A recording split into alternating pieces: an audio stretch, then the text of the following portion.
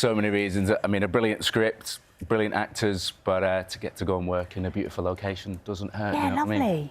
And it's set in Italy, but much of it was filmed in Croatia. That's is that right? correct, yes, yeah. A large part of it we filmed in Croatia, and then at the end I was very lucky to go and film a bit on the Amalfi Coast, which again wasn't awful. Because you've been in some fairly gritty murder things like Luther, which tends to be quite at night in London and urban areas. In the winter, yeah. In the winter. Yep. This is totally different.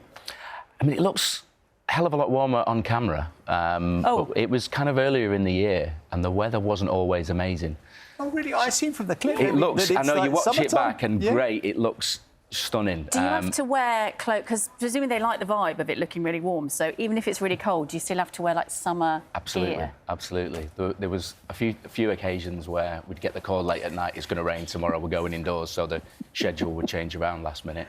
But of course, you watch it and everything looks spectacular. They can do some magic in post-production and Yes, warm it up a bit. yeah. I'm not quite so jealous No, now. I was thinking that. But it looks great. A taste for murder. And we were saying it brings together, I mean, two genres that everybody loves, crime and food. Yeah, an unlikely pairing, but I think it works. And travel as well. Yeah, I mean, it's yeah. like you tick, tick, tick, isn't it? Yeah. So, I played Joe Mottram, who's a British detective, and after tragedy, he loses his wife, and he takes his daughter back to Italy, where his wife is from, to spend time with the in-laws, with the hope of, taking time off work and reconnecting with his daughter because their relationship has broken down a little bit. But of course, murder is on the menu, and he's quickly drawn back into work.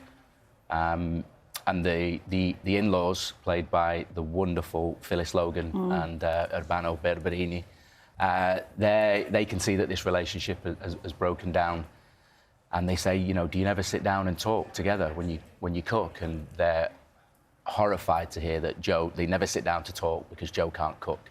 So this is where the food element runs in. They run a restaurant, and so the plan is to sort of teach Joe to cook with a view to making him, be able to cook for his daughter and kind of sit down and reconnect. Do you cook in real life? I mean, I'm a better cook than Joe, for sure. Are you a better cook now than you were when you started the series? This is where I should say yes. I've cooked so many of the Italian because each week there's a different Italian dish that he's either learning or tasting, and then within that preparation or within a description of that food, something sparks a thought that is kind of relevant to help him with that case. So food helps out in that way. Wow. So you can eat along with the crime drama. You can, and there's actually a recipe for something each week as well. Brilliant. They're putting out, yeah. Really? And he's also learning to be a better dad or a different dad. I think through that process, he's learning to, be a better cook, be a better father, and as I say, sometimes that helps him be a better detective. Is there parenting advice online as well that you can do at home? The self-help programme. Yeah. Phyllis, we saw the pictures there of Phyllis Logan. She's fantastic. Oh, isn't she's she? amazing. She's amazing. And I mean, I think it was episode 2 tonight. Phyllis Logan drops an F-bomb. What? So what can you want? But no, she was absolutely fantastic. It was myself, Phyllis, and a brilliant young actress called Bo Gadsden, who plays my daughter. And then the bulk of the cast are wonderful, wonderful Italian actors, and then some great guests as well each week. So all the ingredients for a great trip. All the ingredients. See what you did there? I'm trying. No, I love the fact that you've got all these Italian actors who go over to Croatia to do the filming to pretend it's Italy. Yes, but I mean, we were in Zagreb at the beginning, and then we went to the coast on Apatia, which again is stunning. I've worked in Croatia before, so it looks like it. And then, as I say, we did go to the Amalfi Coast and do some filming, all kind of around Naples Way and Capri. Do you have to speak Italian? I didn't have to. Again, Joe's not much of an Italian talker. I did at the beginning of the job, or just when I got the job, I thought I better learn so I started with Duolingo, and I had a load of time, so I was putting some good lessons in. But once we started shooting, the schedule was just bonkers for me, so I had no time, and then I was trying to get through by doing the bare minimum each night to keep that streak going. I actually probably learnt more Croatian. Really? This time around, just because a lot of the crew were Croatian. Oh, it's a beautiful country, isn't it? Yeah. Really stunning. We're just looking at you've got interesting background. I was looking, you were a Thai boxing champion. We've been talking about Karate Kid all morning and wax on, wax off. You were kind of that generation. Was he an inspiration to you? I mean, I remember the film and love the film. I don't think that was particularly an inspiration. Yeah, from like 15 to 25, Thai boxing was what I did, and then I started competing and competed professionally. Oh, I was so young and in shape. It's a great picture.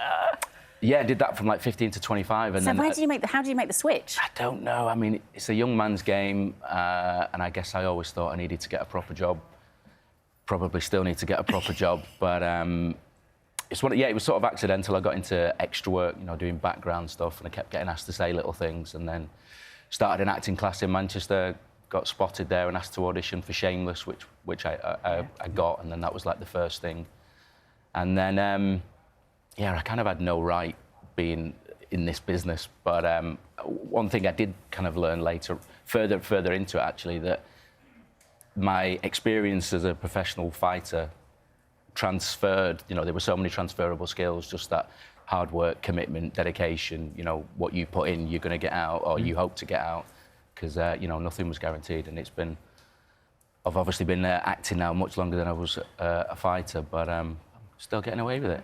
And I guess it's a stage, and there's an element of There's drama so many and comparisons. and theatricality about it. The first time Yeah. I did a bit of theatre, I did a play at the Comedy Store in Manchester many moons ago, and I woke up and it was that same feeling, like butterflies of, oh, I'm fighting tonight, I'm performing, and then get into the theatre or get into the venue. Yeah.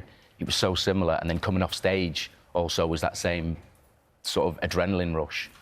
Warren, it's great to see you. Thank you very much indeed Thank you for very coming much. in. And you can watch A Taste for Murder and Cook Along. It's on ITVX right now. Certainly.